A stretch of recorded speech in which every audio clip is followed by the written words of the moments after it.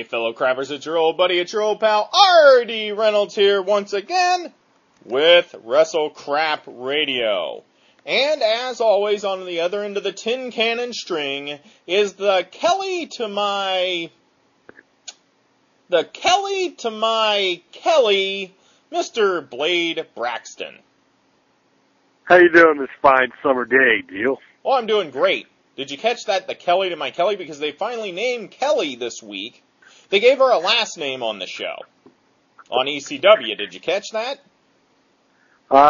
Who came up with that? Nacho Libre? Or Macho Libre? Well, here's what I think happened. You know, I often joke that maybe sometimes that I shouldn't give out these brilliant ideas on WrestleCrap Radio because I'm always afraid Vince is going to take that idea and run with it and then make like a gazillion dollars. Uh-huh. I think what happened on last week's show is I was talking about how, remember they had the male stripper out there.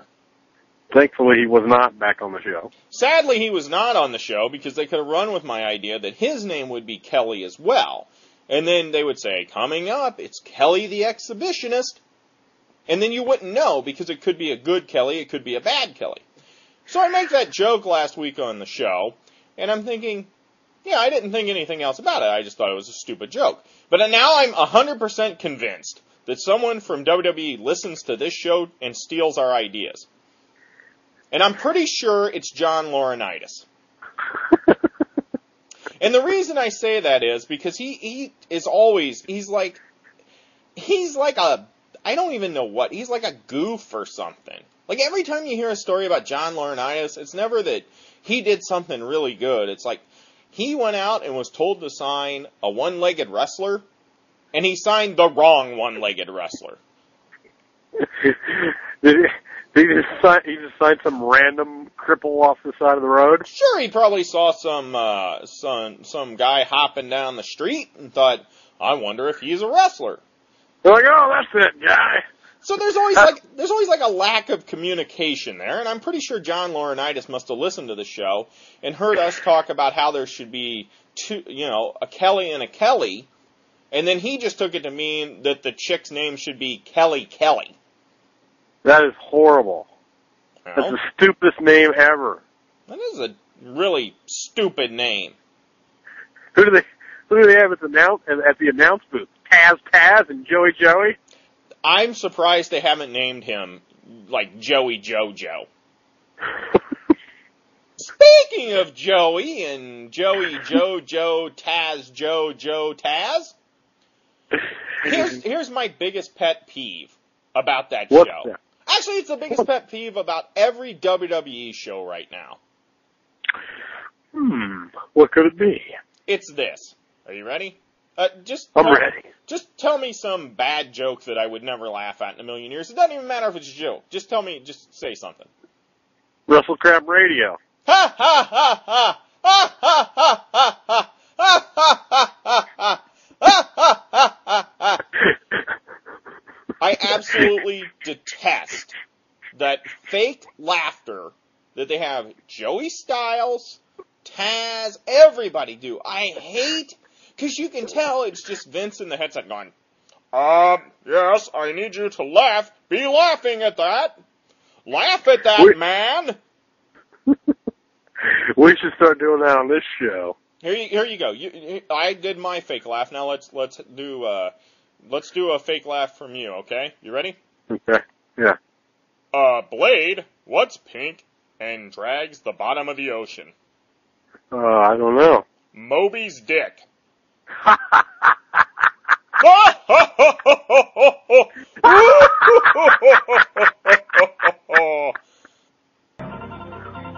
that? Did you hear it? See it? It works fine. You shouldn't be cranking it up too much. I'm afraid the thing's going to break down on it. I don't think I can get spare parts for this thing, I'll tell you that. I have to go to Hungary or Yugoslavia or Lilliputian or something.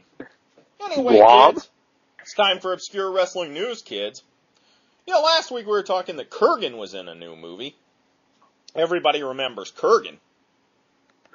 Actually, no one remembers Kurgan, and that's why it's obscure news. Anyway, he's not the only guy from wrestling, ghost of wrestling past to be in the movies these days. I don't know if have you seen any of the previews for the new Jet Li movie called Fearless? Sure haven't. Well, I'm not into this kind of thing. I've never seen Hidden Tiger, Crouching Dragon, or whatever that was. I'm not a Kung Fu kind of guy. Kung Fu. That's not my thing. I'm sure a lot of people enjoy it. There's a big market for it out there. I like the ones from the 70s. Yeah. Those are classic. Yeah, what are some of your favorites? It was like, well, you see, the thing is, I used to watch them when I was drunk or at my friend's house, so I really can't remember the titles, but like The Man with the Golden Arms or whatever. Oh, okay. That's a good one. Mm-hmm. And a bunch of them that I've forgot. Yeah. But they're great. They're better than the Hidden Tiger, Crouching Dragon nonsense. Yeah, none of that for old RD. That's not my thing. But I tell you what, I may have to go see this new one. It stars, and I'm not making this up, you watch the preview. You go out to IMDb. You head out there. Take a look. Nathan Jones, of all people, is in this movie. Really? Sure. Interesting. I thought he would have been in Kung Pao. He may have been. He may be. Remember with the cow shooting milk out of its nipples?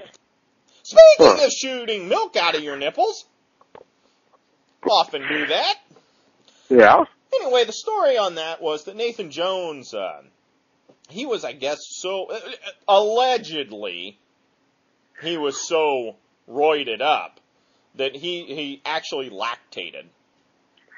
Is that physically possible? That's what the rumor was. That's what sources have told this reporter. Most times when a male wrestler has white stuff on their chest, it normally means Pat Patterson was around. Well, speaking of having white stuff on your chest, here's what I want you to do right now, fellow crappers. Take your right hand, make it into like a C. You got it? You got it, Blade? A bouncy C. A bouncy C. And I want you to cup your breast. Right there. Female crappers, you don't have to do this. This is only for us guys. Okay? We want to experience this. Cup your breasts, and then give it a little squeeze. Now, I just did that. And I have man boobs. I'm not 100%, physically fit or anything. But I'm feeling my chest. I'm feeling my shirt. There's no moisture there. There's no moisture there. There shouldn't be any moisture there. This guy was so juiced up that he would actually be able to do that. He may be able to fill a cup. I keep groping myself. There's going to be some moisture somewhere else. So anyway, I'm thinking here's what they ought to do. WWE has this new wellness policy. Yeah, I like that. Wellness. Yeah, I think what they ought to do, that ought to be one of the things. Like they have you come in. Okay, Test, I need you to cup your nipple and give it a squeeze. And then if something comes out, obviously that person would be in violation. Speaking of males of the species. Don't be stealing my gimmick. Here, you want me to do that segue for you? Speaking of being males of the species. Yeah. One male of the species. Kid Romeo. Remember him? Sure, he's in WCW. He's great. He was in TNA, pitching a gimmick. Okay. A real-life gimmick. Oh, and what might that be? In real life, he's an exterminator.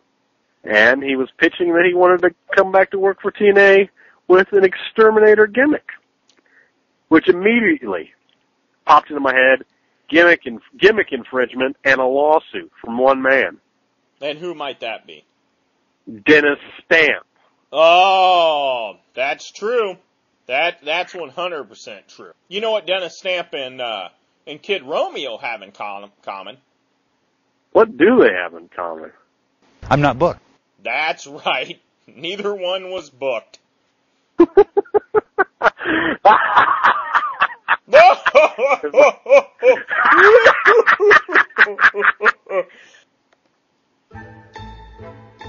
Do you know what that music's for? No. Oh yeah, it's the return of the mailbag. Right here at WrestleCrap. Isn't it jolly? Hoorah! So I thought we would break out the mailbag here and we'll go through some questions. Are you ready? I feel like it's 2001 back at WrestleCrap. I'm ready. Okay. Dear Deal and Blade, if you were to change one of your body parts into something else, what body part would you replace and what would the object be? Personally, I'd change one of my hands into a head of an alligator to bite and gobble my enemies. That's from WrestleCrapper Barnes. I think I'd probably also replace like one of my hands with like a big skillet.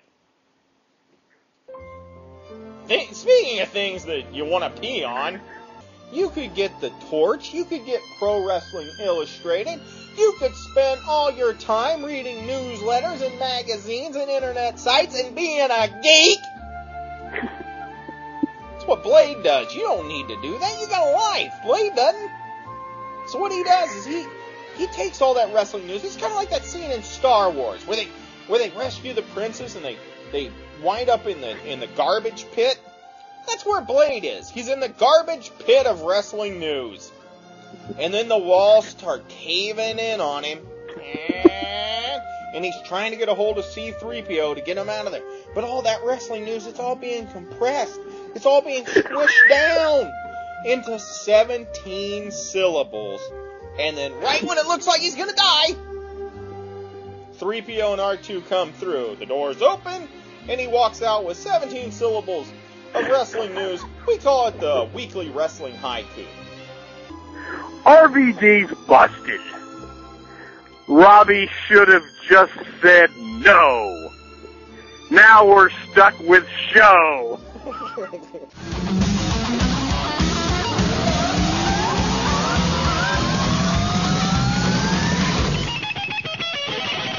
Mike Knox.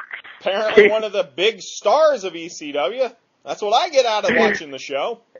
If I was wrestling, and I was like one of the new big stars of ECW, and somebody said, you know, they were out there chanting, "You can't wrestle," you know what I would do? I wouldn't body slam a guy 3 times. I would body slam him like 25 times in a row. I promise you that if somebody just kept body slamming somebody over and over and over and over and over, that would get over. I heard they had got some kind of homeless girl now. They have a homeless girl. John Laurinaitis out again.